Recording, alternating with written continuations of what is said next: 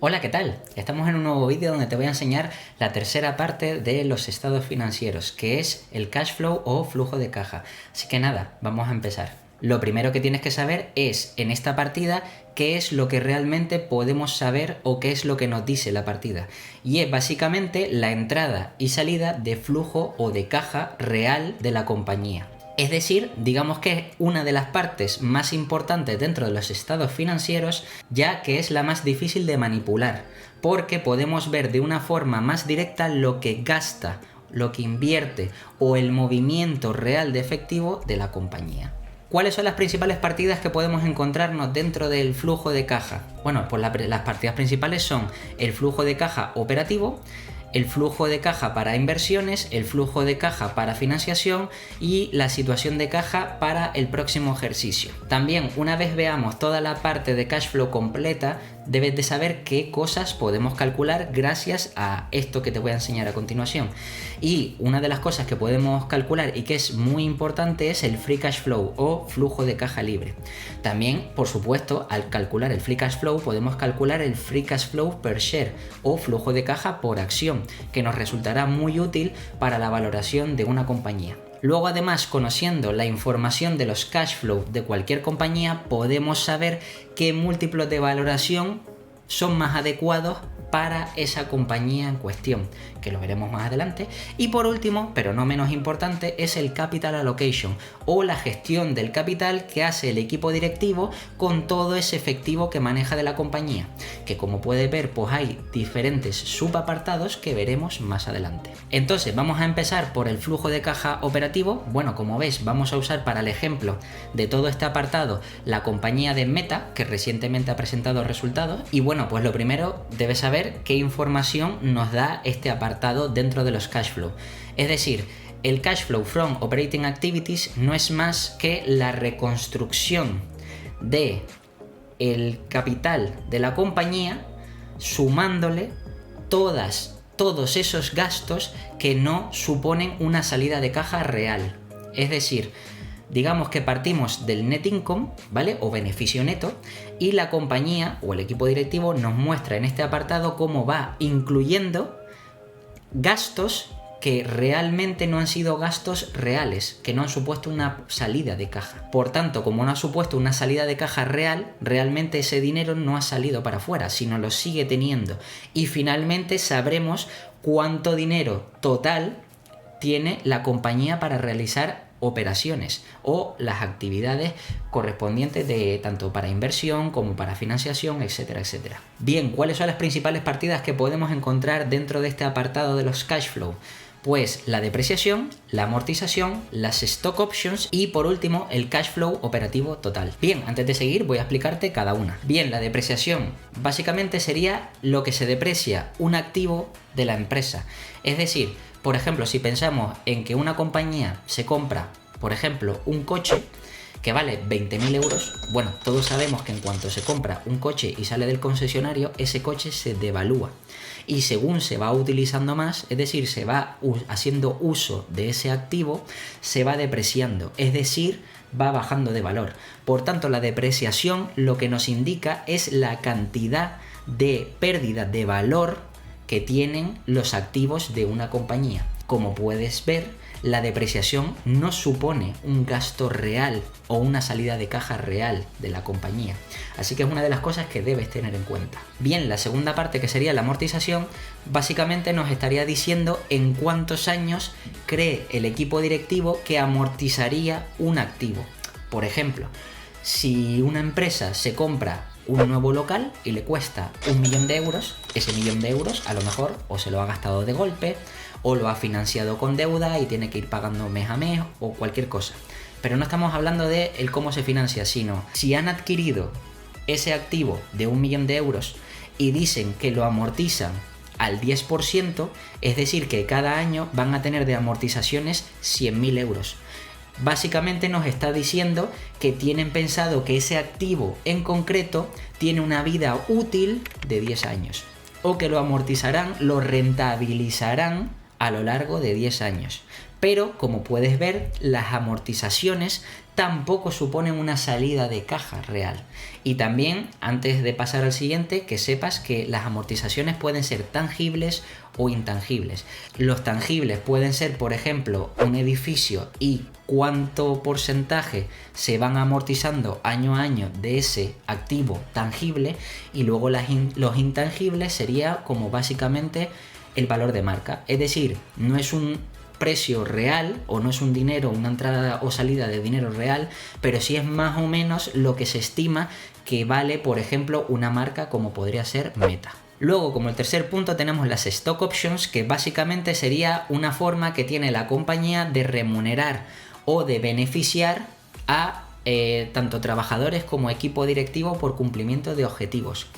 Por ejemplo, digamos que esto en España no se suele hacer tanto, pero en Estados Unidos es más común, o en empresas grandes es más común, y básicamente, aparte del sueldo de los trabajadores o de los directivos, existen incentivos en forma de stock options, es decir, opciones que se pueden transformar en acciones. Y eso luego, si el trabajador o empleado o directivo decide ejercer el derecho de convertir esas opciones en acciones, pues luego podrá venderlas a mercado y obtener una remuneración extra. Pero aquí hay que tener en cuenta ciertas cosas importantes, como por ejemplo son que las stock options suponen un aumento de acciones en circulación, por lo que también tenemos que vigilar realmente cómo es la evolución de estas stock options en función al crecimiento de la empresa. Y por último, el cash flow operativo total básicamente nos dice cuál es el cash flow real y total del que dispone la compañía para realizar sus propias operaciones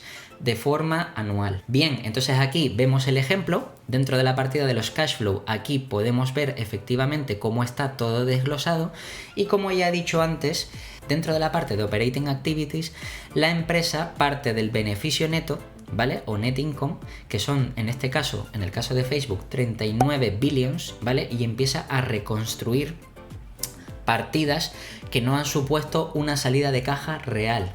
Es verdad que luego nosotros tenemos que hacer ciertos ajustes, ya que como accionistas nos interesa tener unas cosas en cuenta y otras no, pero bueno, para que te vayas familiarizando, como ves, eso, partimos del net income, se reconstruye y aquí tenemos el cash flow total, ¿vale? Es decir, el dinero real que dispone la compañía para hacer inversiones o financiación.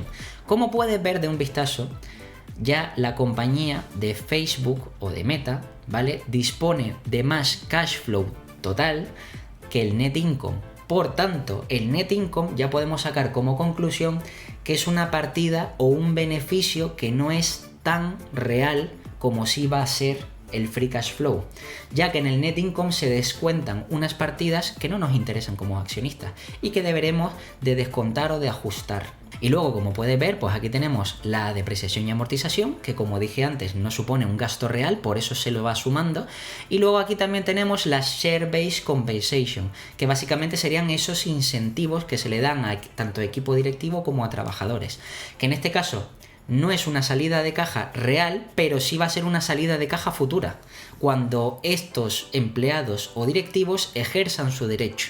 Por tanto, aquí también habrá que tener en cuenta si lo descontamos o no, que ya lo veremos más adelante. Y bueno, lo dicho, que llegamos al final al cash flow neto para realizar operaciones. La segunda parte o el segundo apartado sería el flujo de caja destinado a inversiones, o cash flow from investing activities.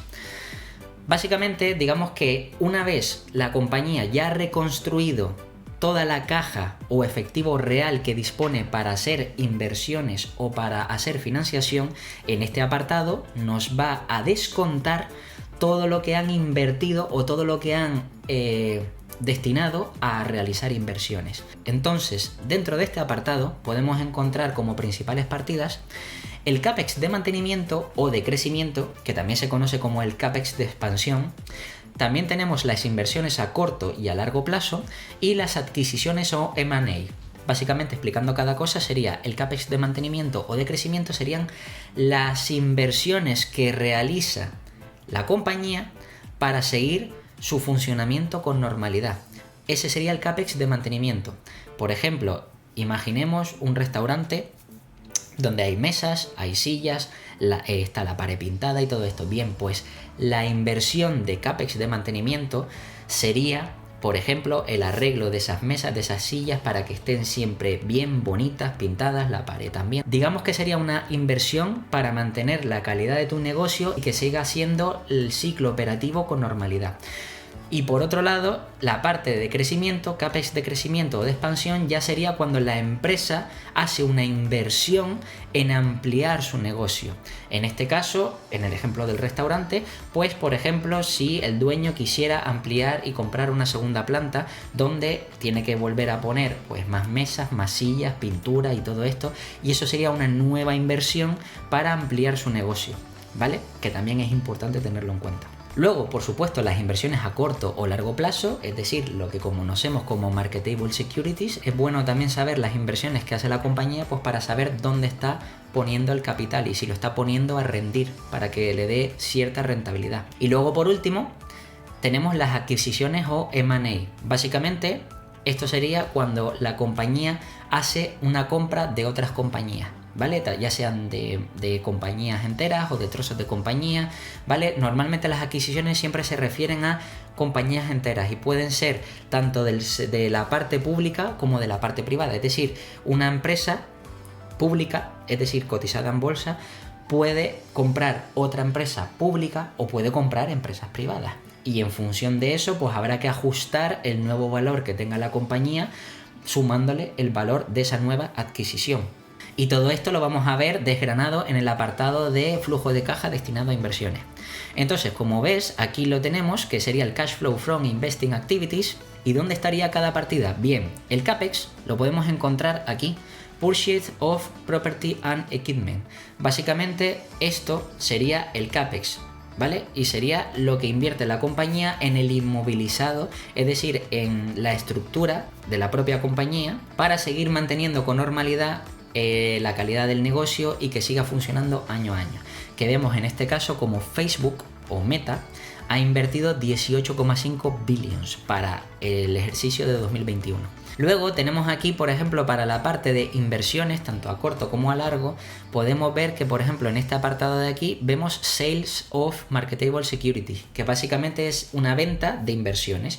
Y esto le ha reportado a la compañía 31 billions, que por cierto, como ves aquí, son 31 billions en positivo, y cuando es un gasto, como el caso del CAPEX, vemos que está entre paréntesis. Es decir, los 18 billions ha sido un gasto. Y todo esto se lo resta al flujo de caja operativo que calculamos antes, ¿vale? Entonces, esto resta 18 billions y esto suma porque han vendido inversiones por valor de 31 billions. Pero luego al mismo tiempo aquí también podemos ver que han invertido en otras inversiones, es decir, 30 billions. Es decir, que han retirado o han vendido unas inversiones por valor de 31 billions y han vuelto a invertir 30 billions. Y luego la última parte, aquí tenemos Acquisition of Business, que básicamente son las adquisiciones que ha hecho Facebook, que en este caso Meta, mejor dicho, no ha hecho adquisiciones muy grandes, porque aquí vemos 851 millones, ¿vale? Pero ya sabemos que está haciendo alguna adquisición. Y luego aquí al total vemos el dinero final que se ha destinado a inversiones, que sería en este caso 7,5 billions. Luego en el siguiente apartado tenemos el flujo de caja destinado a inversión, es decir, qué dinero destina la compañía para financiar el crecimiento de la compañía. Y este digamos que es uno de los puntos más importantes. ¿Por qué? Porque podemos sacar muchas cosas interesantes. Es una de las partidas más importantes porque podemos saber realmente el interés del equipo directivo por aportar valor a los accionistas. Entonces, ¿cuáles son las principales partidas dentro de este apartado de financiación? Muy fácil, sería la emisión y recompra de acciones, la refinanciación, emisión o pago de deuda y el reparto de dividendos. Bien, si vamos explicando cada una, la emisión o recompra de acciones básicamente es eso. O si la empresa queremos saber si emite nuevas acciones para financiarse, o por el contrario recompra acciones y las retira de circulación para que cada acción valga más. Y esto, como sabes, afecta directamente a los EPS y beneficia enormemente a los accionistas. La segunda forma de crear valor que tiene también el equipo directivo es vía refinanciación, emisión o pago de deuda. Es decir, como accionistas también nos interesa ver qué nivel de deuda tiene la empresa y qué está haciendo con esa deuda. Si la está pagando, si no la está pagando, si le está costando, si se está sobreendeudando, si está refinanciando a una tasa de interés menor, y todo eso es importante hacer un seguimiento. Y luego, por último, el reparto de dividendos, que básicamente esto se suele ver más en compañías de gran tamaño que ya no tienen mucho que hacer con el cash flow que tienen y por tanto deciden repartírselo vía dividendos a los accionistas. Pues también podemos verlo dentro de esta partida. Bien, entonces dentro de este mismo apartado podemos ver, por ejemplo, que para Meta aquí está la parte de recompra de acciones, que evidentemente en este caso en el ejercicio de 2021 han recomprado 44,5 billions. Y luego también aquí vemos un pago de financiación en alquileres de 677, aquí vemos un pago de tasas, etcétera, y aquí el total, pues vemos lo que han destinado en total a la financiación de la compañía, que como vemos, efectivamente, donde más han hecho un gasto más importante en la parte de financiación es en la recompra de acciones. Por tanto, ten en cuenta que esto va a afectar positivamente a los accionistas. Y por último, debajo de todo esto, podemos encontrarnos la situación de caja para el próximo ejercicio. Es decir, después de haber hecho todos estos ajustes y descuentos, que es lo que encontramos en la partida de cash flow, podemos ver en qué situación de caja se queda la compañía y con qué dinero puede empezar el ejercicio siguiente.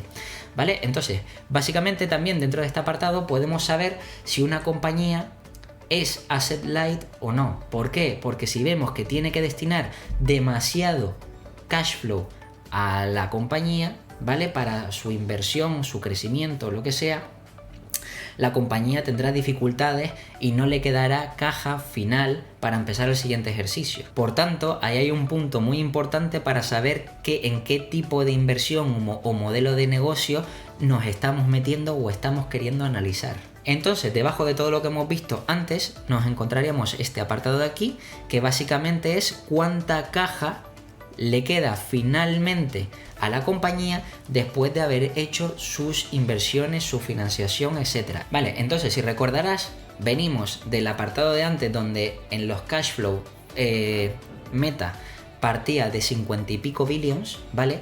Y aquí al final lo que nos está diciendo es que con los gastos que ha tenido aquí en este apartado, que ha tenido 1 billion de más, es decir, que se ha gastado los 50 y pico mil y 1 billón más, ¿vale? Y cogiendo la caja, como ves aquí, del año anterior, que eran de 17,9 billions, que es la que se pasa aquí, al final este año o este ejercicio 2021 acaba con una caja de 16,8 billions, que si vas a la parte del balance verás que esta cantidad coincide con el cash and equivalent, que es lo que tenemos aquí debajo, ¿vale? ¿Ves? Aquí abajo tenemos esto, que es la parte que coincide con la caja que realmente tiene o le aparece en el balance a Meta. Como conclusión podemos sacar que Meta para este año, que ha hecho fuertes inversiones en esta partida de cash flow, ¿vale? Podemos ver que ha gastado un poquitín de la caja que tenía acumulada, pero que todavía le sigue sobrando mucha caja y sigue teniendo inversiones y aún así ha podido hacer recompra de acciones y cosas muy positivas para los accionistas. Entonces, ahora, una vez has entendido todo el apartado de los cash flow, vamos a empezar a sacar cálculos de cosas que nos pueden interesar como accionistas. Bueno, el primer cálculo que podemos hacer es el free cash flow o flujo de caja libre, que también, por supuesto, luego lo haremos calculado por acción, ¿vale? Entonces, básicamente, por si no lo sabes, el free cash flow es el flujo de caja libre, es decir, el dinero que de verdad, después de haber hecho todos los gastos, inversiones, todo lo que necesita la empresa es el dinero final que le queda a la empresa. Es decir, realmente, dicho de otra manera, sería el dinero que realmente iría destinado a los accionistas. Es decir, el dinero con el que los accionistas podrían ver aumentado o disminuido el valor de sus acciones. ¿Cómo? Pues evidentemente con las decisiones que tome el equipo directivo, como he nombrado antes, ya sea por recompra, por dividendos, etcétera, etcétera, que lo veremos más adelante, pero es importante partir de ese free cash flow. ¿Por qué calculamos el free cash flow? Porque tienes que entender que el free cash flow no es lo mismo que el net cash flow, que es el que partimos antes de 50 y pico billions. No, sino el free cash flow es realizando ciertos ajustes. ¿Por qué? Porque estos ajustes nos interesan como accionistas para saber realmente cuánto dinero disponible tiene la empresa para invertir o beneficiar a todos nosotros como accionistas. También recuerda que el free cash flow es una métrica non-GAAP, es decir, que el equipo directivo no está obligado a reportarnos el free cash flow calculado, porque no siguen una normativa que se tengan que presentar de cierta forma. Por tanto, el free cash flow se puede calcular de miles de formas y lo importante es que estos cálculos lo hagamos por nosotros mismos. Entonces, ¿cuál sería su fórmula? Pues su fórmula sería free cash flow es igual a EBITDA, ¿vale? Recuerda que el EBITDA es una métrica non-GAAP, por tanto nosotros lo que vamos a hacer es partir del EBIT, que es una métrica oficial, es decir, una métrica GAAP, y sumarle depreciación y amortización y tenemos el EBITDA. Luego le restaremos el CAPEX, pero de mantenimiento, no el de expansión, el de mantenimiento, ¿vale? Luego los intereses, los impuestos y por último la variación de working capital si la hubiera, ¿vale? Que ahora iré explicando o matizando en cada caso qué es lo que sería. Bueno, entonces si extraemos los datos del ejercicio de 2021 de Meta o de Facebook, ¿vale? Tenemos que el EBITDA, el CAPEX, los intereses y los impuestos, y aquí evidentemente ya están los cálculos. Como dije antes, al EBITDA vamos a partir del EBIT más depreciación y amortización.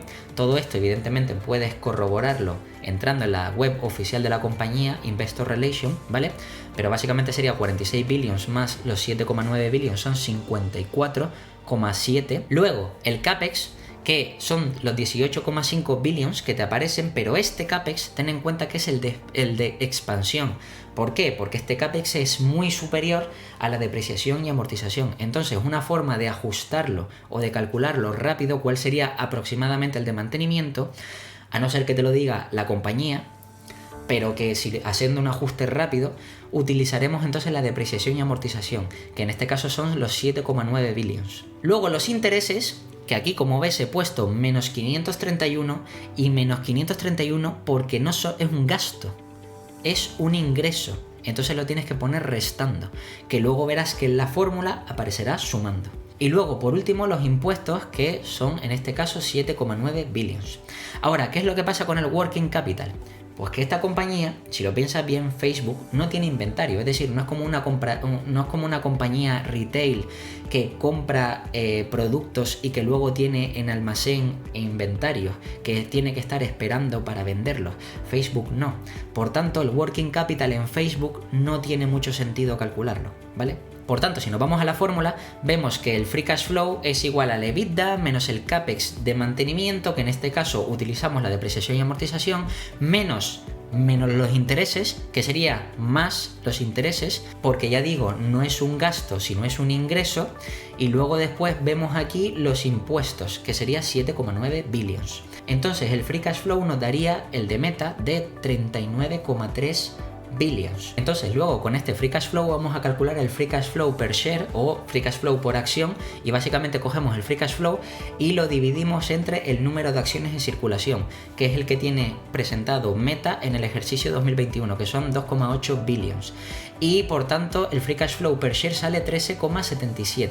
Y ya tenemos dos partes que son muy importantes que nos van a servir como cálculo para más adelante. Una vez hemos realizado este cálculo, también nos tenemos que preguntar qué múltiplo aplicamos a esta empresa en concreto, en el caso de Meta. Es decir, porque no sé si calcularla por EV/EBITDA, EV/EBIT, por Free Cash Flow, o sea, por Price Free Cash Flow, por PER, no lo sé. Entonces, para realizar el cálculo, primero hay que entender la compañía. Y todo esto lo vemos en la parte del cash flow, es decir, cómo funciona la empresa. Por tanto, te voy a leer los puntos importantes para que entiendas cómo se llega hasta este razonamiento final de por qué utilizamos unos múltiplos en vez de otros. Tomando en cuenta varios puntos, podemos escoger cuál sería el múltiplo más apropiado para Meta. En este caso, primer punto, el CAPEX es muy superior a la depreciación y amortización. Es decir, como recordarás, esto quiere decir que entonces hay CAPEX de expansión. La compañía está invirtiendo, haciendo fuertes inversiones en la propia empresa. En este caso, si conoces la empresa, sabes que esas fuertes inversiones vienen destinadas al metaverso, ¿vale? Que son más de 10 billions lo que están invirtiendo. Por tanto, tiene sentido que entre la depreciación y amortización y entre el CAPEX que nos aparece haya una divergencia de más de 10 billions. Entonces, como decía, como el CAPEX es muy superior a la depreciación y amortización, ya nos está diciendo que es de expansión. Como siguiente punto, si utilizamos el CAPEX de expansión, vamos a penalizar mucho a Meta, porque recuerda que sí, es un gasto real lo que está haciendo en inversión, pero recuerda que una inversión al final vamos a poder obtener un beneficio futuro. Todavía no sabemos cuál, pero podremos llegar a obtener un beneficio futuro. Y recuerda que en bolsa se mide mucho las expectativas futuras. Entonces no tiene sentido penalizar ahora a Facebook o a Meta, ¿vale? Cuando esa inversión puede repercutir en un mayor crecimiento de cara al futuro. Entonces tenemos que descontarlo y por eso tenemos que hacer ese ajuste y no utilizar el CAPEX de expansión, sino el de mantenimiento. Luego, como otro punto importante, tras el ajuste podremos comprobar cómo el Free Cash Flow per share es igual que sus EPS. Es decir, si el Free Cash Flow por acción es igual que los EPS, entonces, como puedes comprobar, tanto el Net Income da exactamente igual que el Free Cash Flow. ¿Por qué? Pues porque evidentemente al haber hecho el mismo ajuste pero no haber utilizado el CAPEX, sino haber utilizado la depreciación y amortización, tenemos incluido exactamente los mismos gastos y por tanto el resultado final de Net Income es exactamente igual que el de Free Cash Flow ajustado. ¿Esto qué quiere decir? Pues que para nuestro cálculo o el múltiplo que vayamos a coger podemos calcularlo en base a un múltiplo que incluya el beneficio neto o también a un múltiplo que incluya ese Free Cash Flow pero ajustado, ¿vale? Y por último, otro punto importante sería la conversión EBITDA a Free Cash Flow, que básicamente gracias a esto podemos saber si realmente el múltiplo o los múltiplos de EV/EBITDA o EV/EBIT nos sirve para el cálculo de esta empresa. Normalmente cuando una empresa tiene una conversión de EBITDA a Free Cash Flow superior al 60%, podemos tomar también como un múltiplo aceptable, es decir, como una valoración aceptable, el ratio de EV/EBITDA, ¿vale? En este caso, yo aquí te he puesto como ejemplo de que Meta tiene una conversión EBITDA a Free Cash Flow superior al 70%. En este caso, exactamente, si cogemos el EBITDA y lo dividimos entre el Free Cash Flow y lo multiplicamos por 100, básicamente nos da una conversión del 71%, para ser más exacto, 71,9%. Ahora, ten en cuenta que este Free Cash Flow ha sido ajustado, porque la conversión real, si tenemos en cuenta ese gasto en inversión, ya no es del 71, sino sale aproximadamente en torno al 40, 40 y pico, 50%. Entonces, yo personalmente no utilizaría o tendría menos en cuenta el EV/EBITDA, aunque es una posibilidad si evidentemente no tenemos en cuenta el gasto en inversión que está realizando la empresa en metaverso. Entonces, como conclusión, después de todo lo que te he contado, pues podemos sacar como conclusión que podemos utilizar el PER ex cash, ¿vale? Podemos utilizar el EV/EBITDA, pero teniendo en cuenta que el EV/EBITDA es porque la conversión de EBITDA a Free Cash Flow no tenemos en cuenta la inversión en el metaverso, y luego aparte también en la parte del EV Free Cash Flow que este sea ajustado, es decir, con el Free Cash Flow ajustado. Y por otra parte, pues no utilizaremos evidentemente el PER sin ajustar, tampoco tiene sentido utilizar el EV/EBIT para este tipo de compañías, ni el EV Free Cash Flow con el CAPEX de expansión. ¿Por qué? Porque estaríamos penalizando demasiado la compañía y nos saldría un múltiplo demasiado elevado. Y por supuesto, el Book Value per Share no tiene sentido porque estamos ante una empresa tecnológica y no es una empresa financiera. Y este último ratio tiene más sentido para empresas financieras o aquellas empresas que valoren sus activos a precio mark to market, es decir, a precio de mercado, como ya comenté en la parte del balance. No te preocupes si alguno de estos ajustes no los has entendido, ya que todo esto lo voy a explicar en un próximo vídeo de valoración,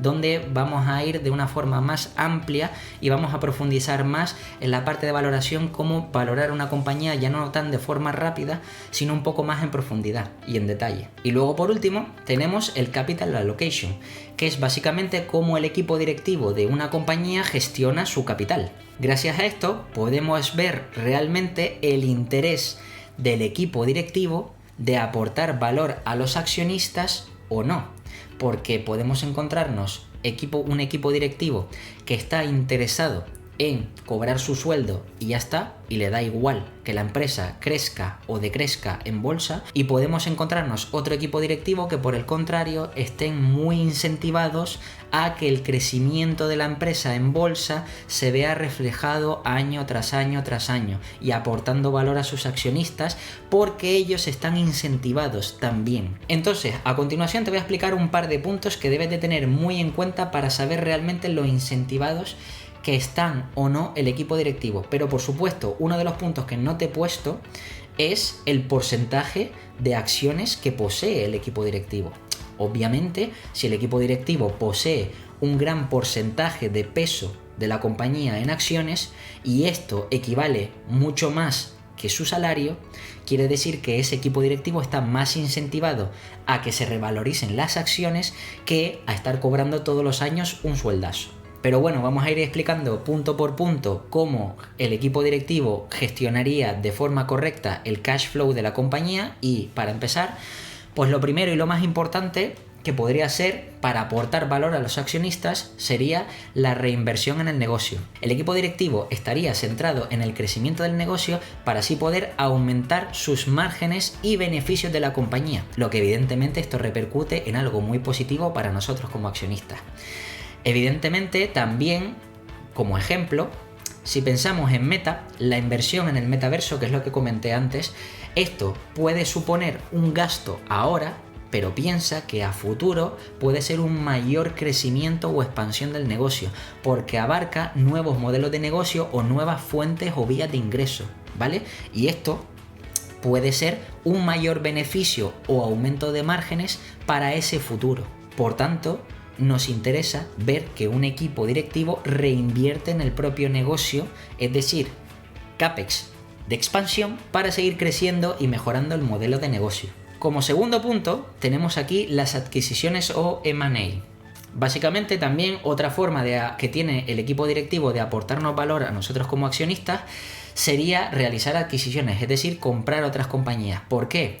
Pues básicamente porque al comprar otra compañía el tamaño de la propia empresa aumenta. Es lógico, si yo tengo un bar y me compro el bar de al lado, ahora yo gestiono 2 bares. Entonces, al haber ampliado mi negocio después de haber comprado el otro bar o local de la esquina, pues evidentemente ahora puedo generar más ingresos, más volumen, tengo más volumen de facturación, tengo más beneficios.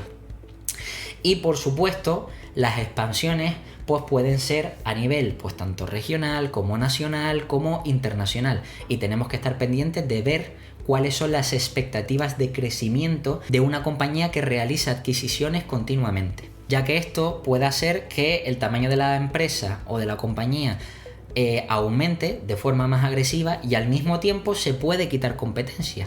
Claro, porque piensa que si yo me compro el negocio de mi principal competidor, ya no tengo competidor. Entonces aumento de tamaño y al mismo tiempo me quito competidores de en medio.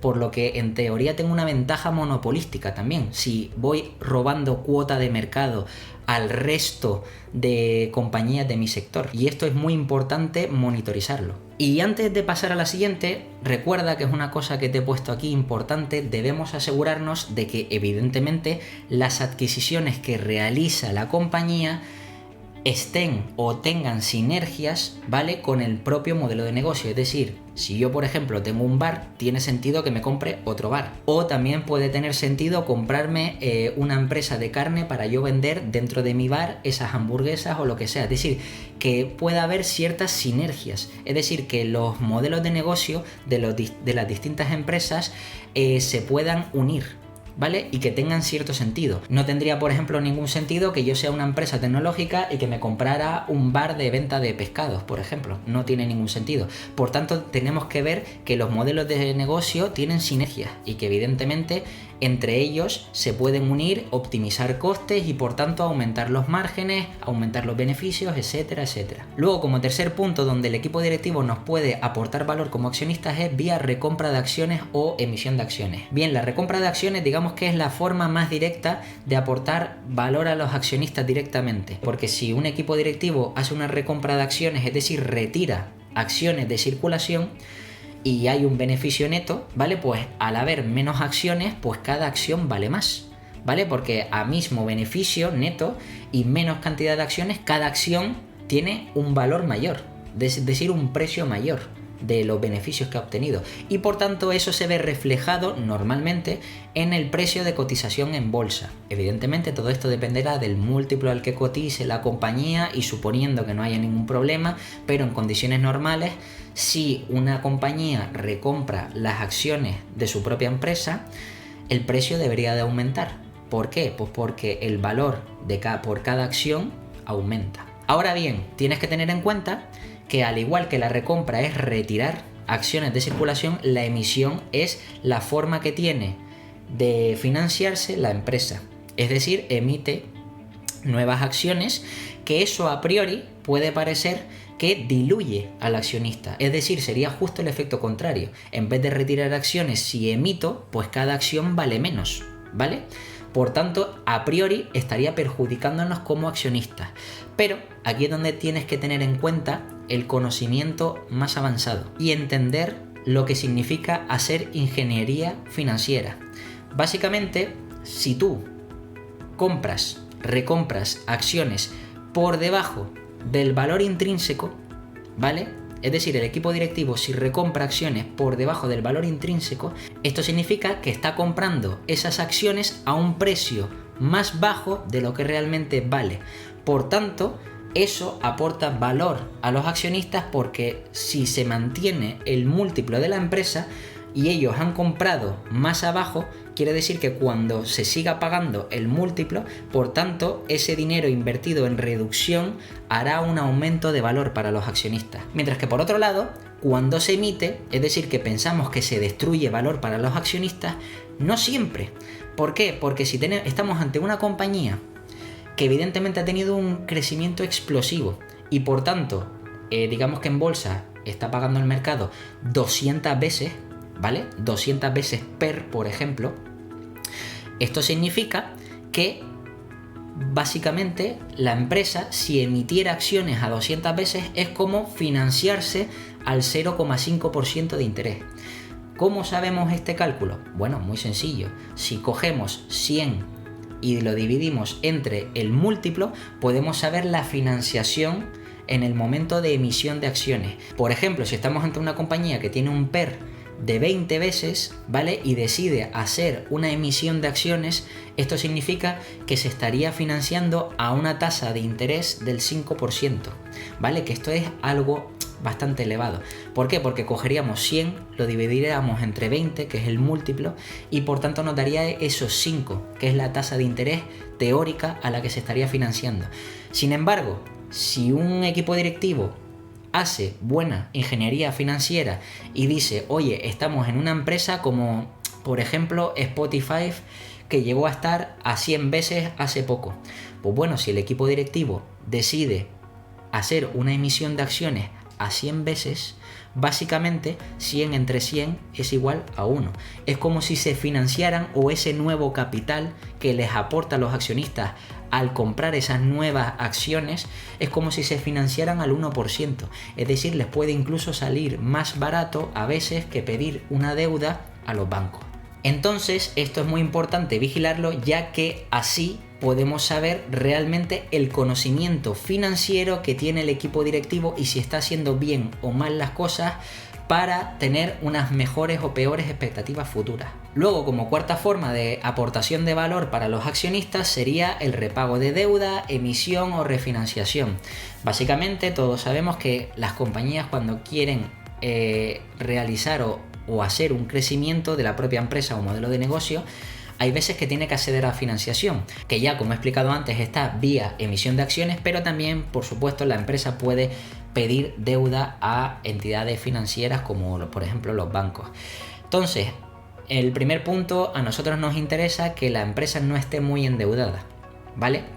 Pero luego también nos interesa el ver cómo se refinancia esa deuda. Es decir, en el apartado de los cash flow podemos ver si la empresa refinancia la deuda. Es decir, a veces nos puede interesar que si la compañía actualmente está pagando un 5% de interés y refinancia la deuda, es decir, si vuelve y refinancia la deuda, pero en vez de al 5% como estaba, decide refinanciarla al 4 o 4,5%, evidentemente saldremos ganando como accionistas, ya que la empresa hará un gasto menor en ese pago de intereses. O también ver a la velocidad a la que la compañía es capaz de devolver esa deuda. Por ejemplo, si pensamos en empresas como SSNC, que es una empresa tecnológica que suele realizar adquisiciones muy grandes, normalmente se endeuda mucho, hasta las 4, 5 o incluso 6 veces deuda neta EBITDA, que eso es muchísimo. Pero luego, si miramos en su histórico, podemos ver cómo la empresa en 2 o 3 años esa deuda te la baja hasta prácticamente un rango normal de una vez. ¿Eso qué quiere decir? Pues que evidentemente el equipo directivo está centrado en devolver rápidamente esa deuda para no estar durante mucho tiempo pagando excesivos intereses. Y eso es muy importante. Y como ves aquí abajo, al final, pues es lo que he comentado, que si vemos que el equipo directivo se refinancia con un interés más bajo, ¿vale? Entonces estaremos ante una correcta gestión del capital. Y como último punto, los dividendos realmente son la menor creación de valor para los accionistas, aunque ya hay otros inversores que prefieren cobrar dividendos. Pero la realidad es que es la peor de las formas. ¿Por qué? Básicamente porque al repartir dividendos, eso es una parte de los beneficios que genera la compañía, pero luego esa parte, al repartírsela a cada accionista, pues cada accionista tiene que declararlo, por lo que al pagar impuestos se reducirá y por supuesto esa parte que se paga vía dividendos se reduce de los beneficios obtenidos por la compañía, por lo que también la cotización en bolsa de la compañía bajará y tenderá a ajustarse a la baja para compensar con ese pago de dividendos. Personalmente yo prefiero ver que si es una compañía que todavía es pequeña o mediana, pero que tiene posibilidades de crecimiento, es decir, que todavía puede reinvertir en el negocio, recomprar acciones o realizar adquisiciones o todo esto, y en vez de eso decide pagar dividendos, a mí personalmente no me gusta, ya que esta es la peor de las formas de aportar valor.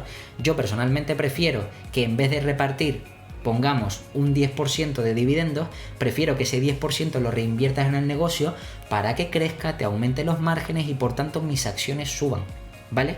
Por eso digo que para mí personalmente el pagar dividendos es la peor, entre comillas, porque no es mala, ¿vale? Pero sería la peor de todas las opciones para aportar valor a los accionistas. Y hay que vigilar, evidentemente, que las compañías no se endeuden incluso para pagar dividendos, cosa que no tiene sentido, ¿me entiendes? Porque si me vas a pagar una cosa con deuda, es como decir, sí, me estás pagando unos dividendos para tenerme contento, pero luego te estás endeudando, es decir, estás empeorando los fundamentales de la compañía.